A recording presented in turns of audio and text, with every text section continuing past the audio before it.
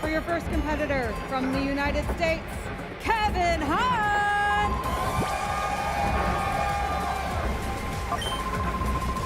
And from Japan, Tatsuomi Shimanuki.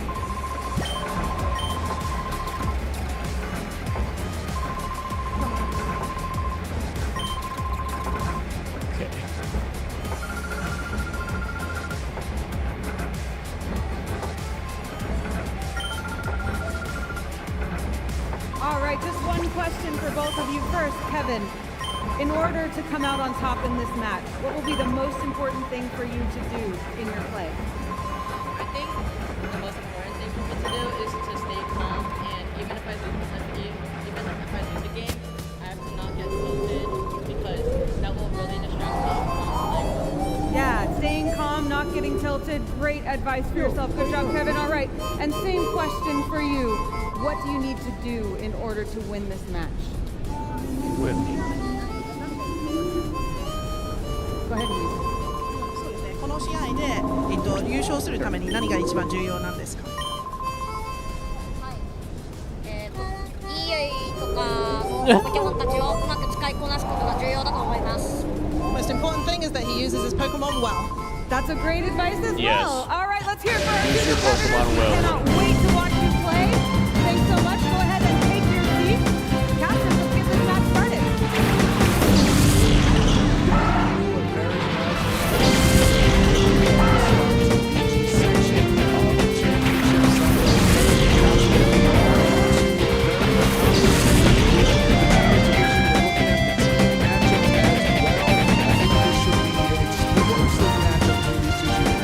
And what's so exciting for me is that both these juniors are here with their families.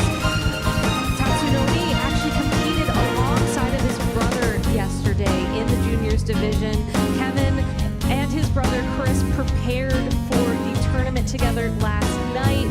Chris also a regional champion, so we might have an international champion. So really, we might have a bit of a new Pokemon family rising here from both sides of the field. Yeah, it was really great to talk about these trainers back seeing and seeing how confident we were, seeing how excited they were, seeing how excited their family was.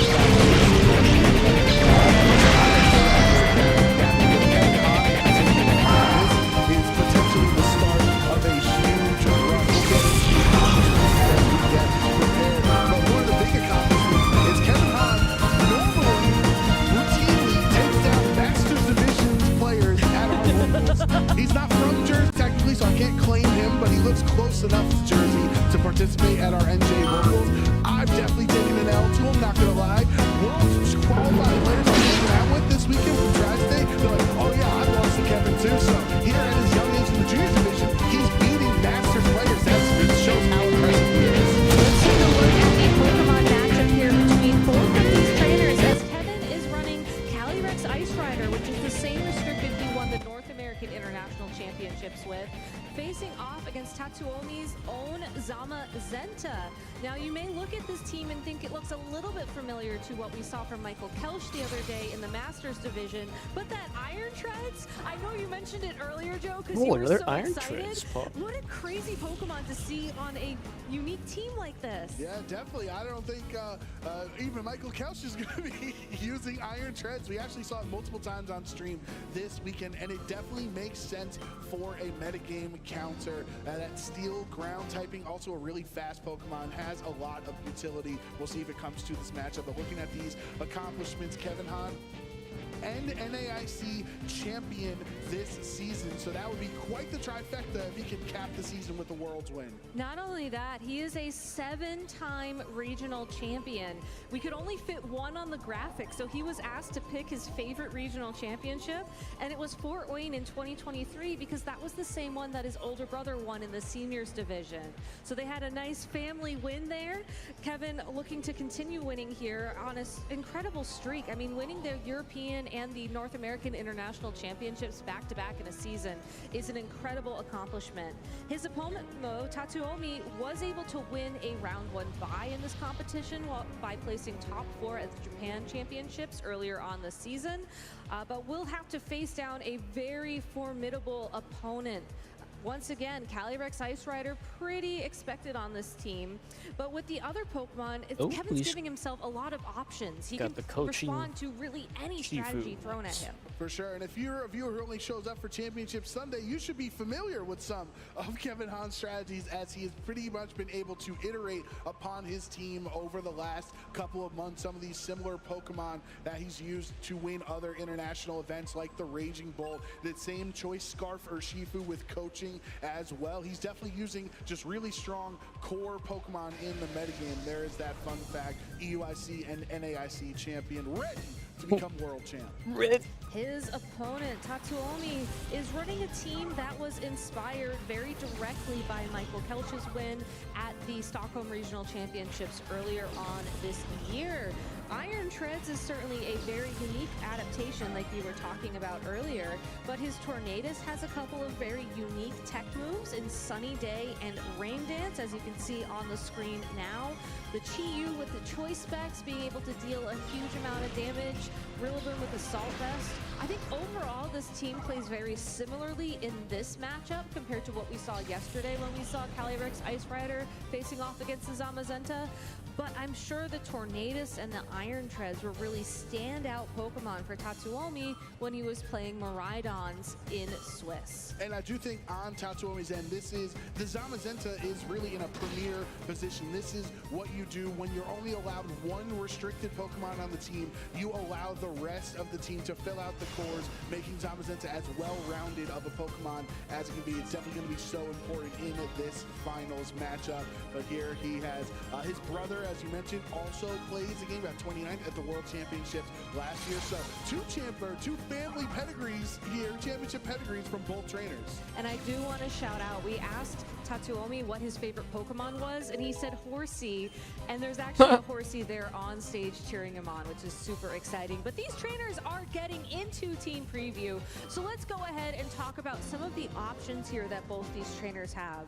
Like I just mentioned from Tatsuomi, I'm not personally anticipating seeing that Tornadus or the Iron Treads in turn 1, game 1 of this juniors finals. So I would not be surprised to see him go with a very safe lead of the Zamazenta and the Rillaboom to give himself options to respond to Kevin's team, which again, there's so many good Pokemon on their team. There's so many different ways he could approach that matchup. I think it's very difficult to say, this is the first game I'm playing against this opponent. I don't know how he's going to approach this. I should give myself options. Right, for sure. And I think on Kevin's end, it's going to be so important to make sure that Tatsuomi's Zamazenta is not comfortable. We see so many times on stream, if a Zamazenta can sit on the stage, click Terra Dragon, click Body Press every turn, and really not be threatened whatsoever from getting knocked out, it just does too much damage over time. So Kevin is going to need to focus on Pokemon that will threaten the Zamazenta.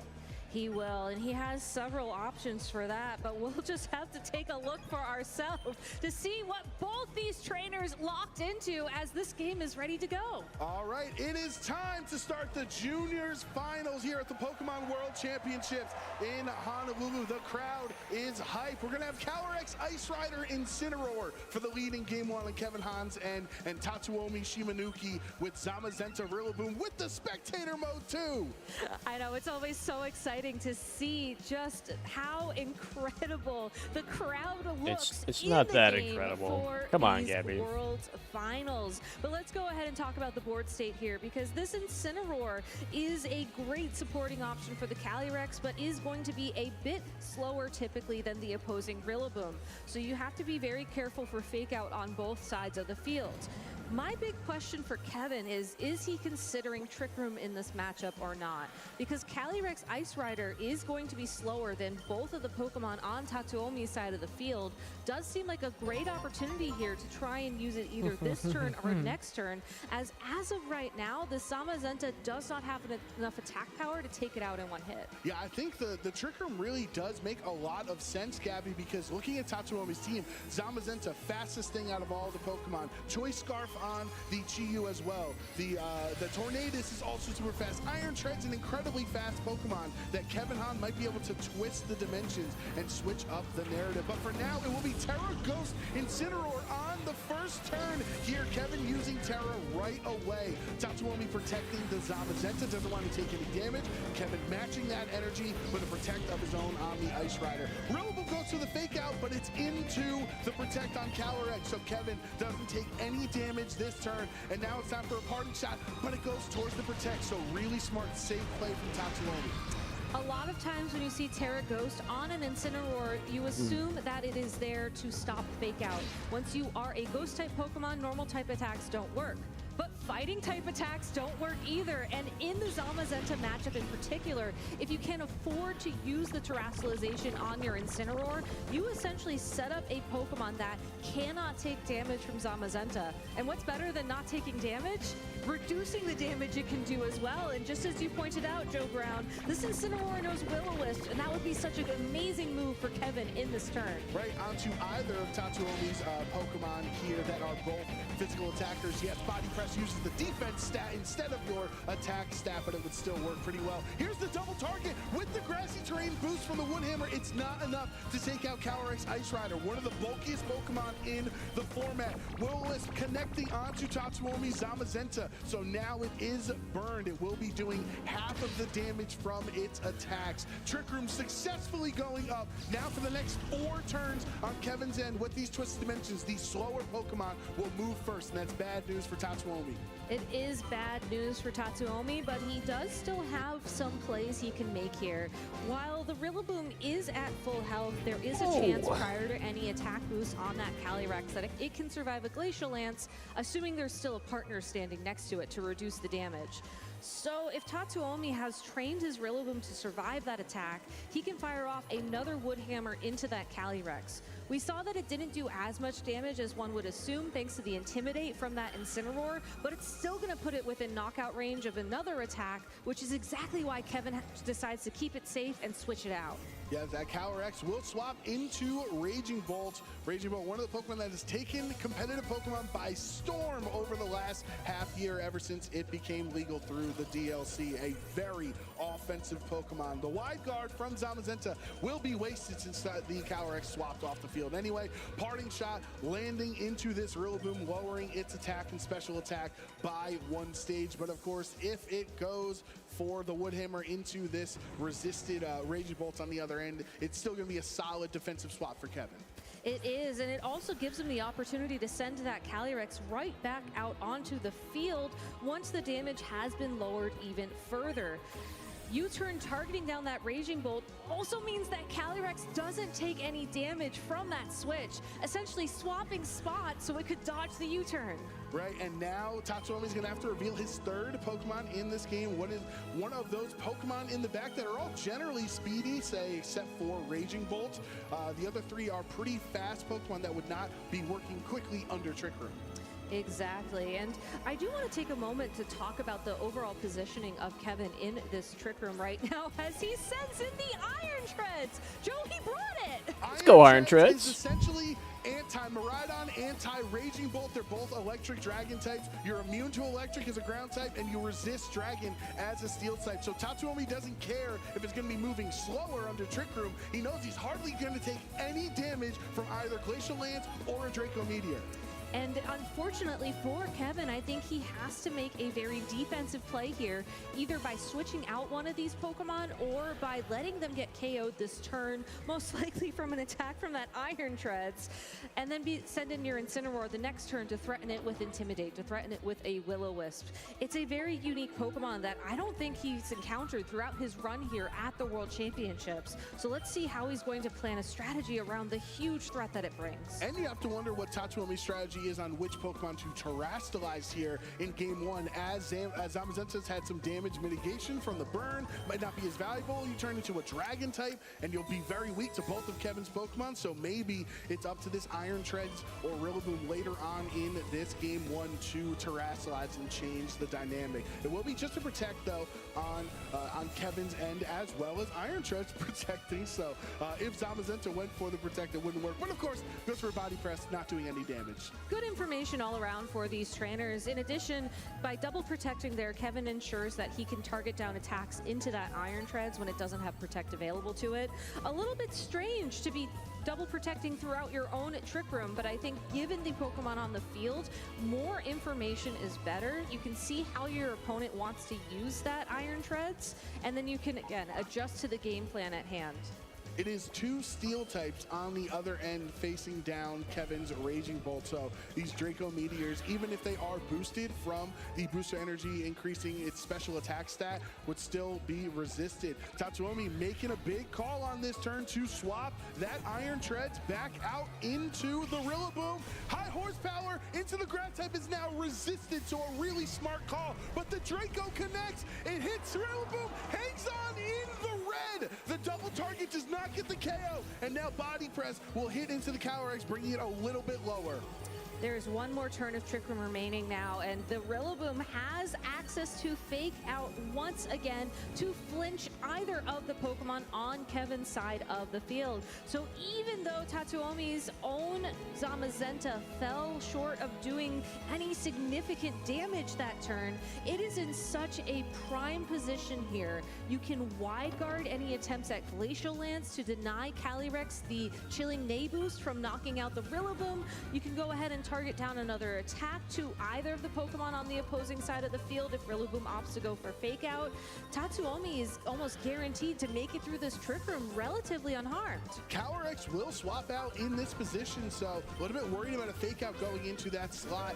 And now that Incineroar with the Terra Ghost, it would be immune to the Fake Out if that's what Rillaboom wants to go for. But Tatsuomi had a really smart play the previous turn. Can he get another advantage here on the last turn of Trick Room? Kevin revealing Urshifu Rapid Strike, so he's shown off all 4 Pokemon he brought in game 1, and smartly does not click the Fake Out, instead uses that momentum to U-turn out. One strategy that has been popular in Pokemon for almost an eternity at this point is this idea that as long as you can keep switching your Pokemon in and out on the field, you can reposition, you can respond to whatever threats your opponent brings. And with the reveal of that Chi-Yu from Tatsuomi, there is so much damage potential from him on the field right now. Kevin is almost forced to target down that Pokemon with his own Urshifu, because if you leave it unchecked, it can now do super effective damage to the Incineroar and can also threaten huge damage onto the opposing Calyrex Ice Rider with a fire attack. Right, and the Urshifu is so crucial right now for Kevin, because the Choice Scarf is allowing it to outspeed Chi-Yu on the other end, who's holding the Choice Specs item. So that would be one thing that definitely threatens Tatsuomi's Chi-Yu from trying to click and attack this turn. Kevin instead will swap out. Raging Bolt will take the field once again, and we do get a Terastallization from Tatsuomi. It is the Chi-Yu Terastallizing into the Ghost type. So 2 Ghost Terras here in game 1. A very spooky start to our Juniors finals. Surging Strikes now means it is just a neutral hit, no longer super effective. So these 3 critical hits are not going to be enough to take out the Chi-Yu on this turn. Tatsuomi really playing smartly in game 1. Body Press follow-up into the Urshifu, not enough.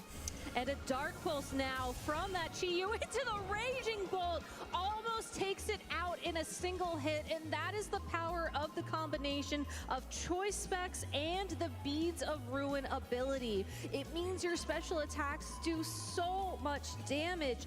Even though Chi-Yu locked into a single target attack, this Chi-Yu, if given the opportunity to attack, could easily KO the Urshifu or this Raging Bolt.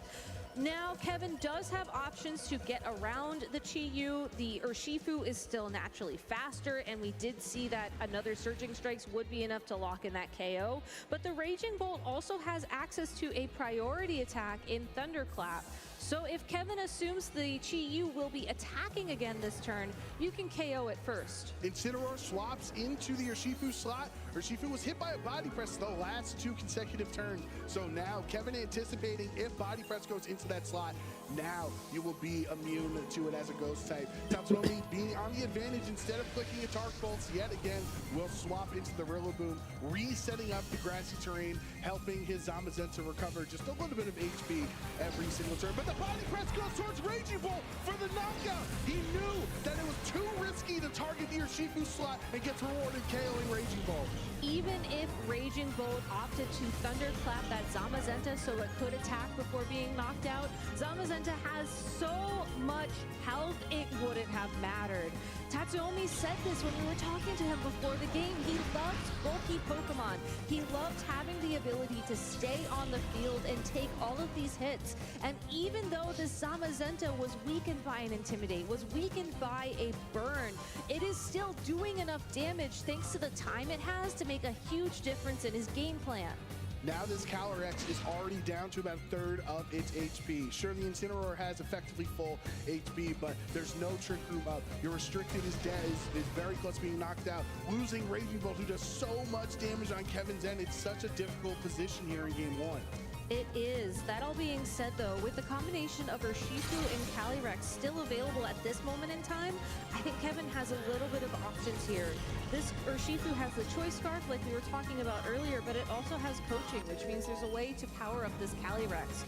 One thing he could consider doing here after a turn of Fake Out and maybe even setting up Trick Room again is to try to power up this Calyrex so it can make a bigger difference in this matchup. Rillaboom just clicking U-turn almost as if it's choice locked into it, but it's not. Consistently, Rillaboom swaps onto the field as a defensive pivot, and then he'll U-turn into something else in the back, revealing the Iron don't be too hard on Treads yourself, yet again. buddy. It's been a while, but it looks pretty poised right now until Calyrex twists the dimensions. That means Kevin got to bring his Calyrex on the field and set Trick Room up for a second time in Game 1.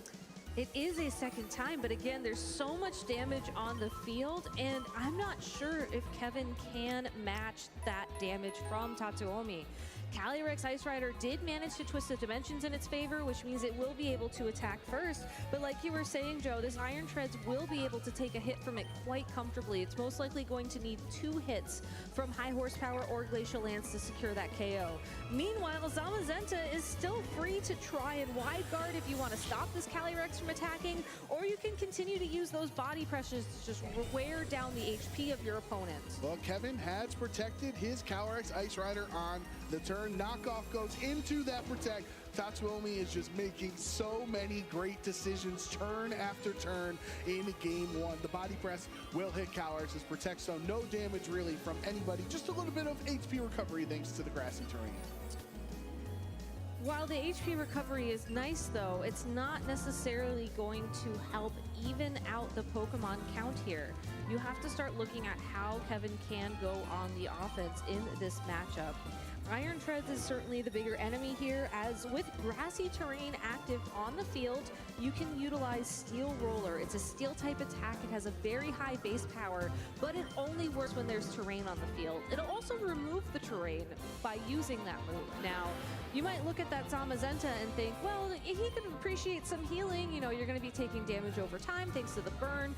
However, I think in this scenario, you don't necessarily mind losing your terrain because it's going to stop your opponent's Pokemon from recovering as well. But it looks like Iron Treads is just content to keep waiting out this Trick Room. Iron Treads really just being a more of a warning on Tatsuomi's end, like, hey, eventually I'm going to click the hit here. Rillaboom hangs on with 1 HP, forcing the knockoff to go into that slot. Double target, finally Rillaboom goes down with what will be 1 turn of grassy terrain remaining, but what a crucial survival from the Rillaboom there. The hit from Body Press will bring Calyrex down low, but just because of that burn from so many turns ago, Gabby, it's really not doing enough damage.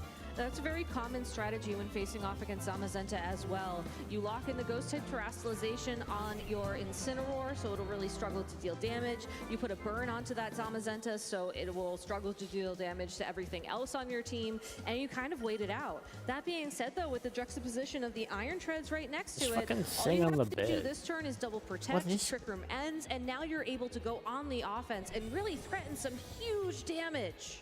Tatsuomi doing exactly what you mentioned, the double protect, so he doesn't take any damage from Kevin's super powerful Pokemon Still talking on about his me? side. Kinda, That high yeah. horsepower goes into Iron Head to protect, as well as Incineroar's knockoff there. So you can see that's multiple turns in a row, or of the last times that Iron Treads has been on the field, that he has been double targeting that slot because it is such a massive threat.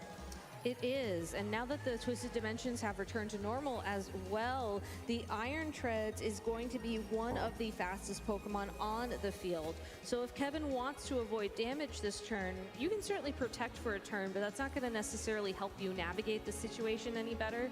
I think you have to go on the offense. Just try and land as much damage into that Iron Treads as possible, and then also start setting things up so that your Choice Scarf Rillaboom in the back, or excuse me, Choice Scarf or Shifu in the back of your party can deal some big damage. There's the high horsepower. Whoa. It's super effective, but it's not enough. He hangs on. Incineroar going first because of Trick Room. Double target means Iron Treads. All of those turns of positioning meant it doesn't get any attacks off. The Life 4 being knocked off as well. Here's the body press, but because of the prior health recovery from the grassy terrain turns, Calyrex hangs through the hit. And now Trick Room has ended. And now it's just the Zamazenta and the Chi-Yu standing on the field.